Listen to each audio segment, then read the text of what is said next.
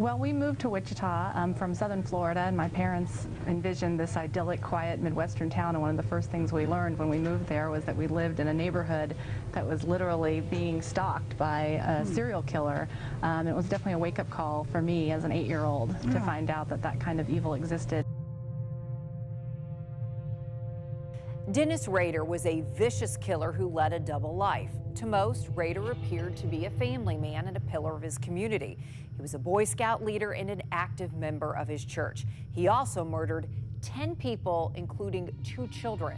The Department of Corrections has him locked down in solitary confinement. He's not allowed to do television or phone interviews, but he can write letters. In 1993, the savage murder of 3 children shakes the small town of West Memphis, Arkansas.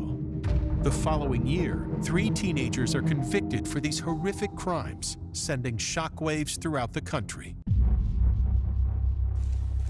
Unapologetic, Anders Breivik arrived in a makeshift court inside Cheyenne prison, demonstrating a continued belief in the far-right ideology that inspired his crimes.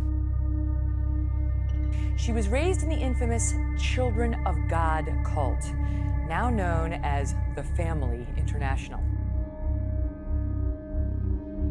His killing field was Milwaukee, and he got away with murder for more than a decade. But how could any of this happen? I desensitized myself to it.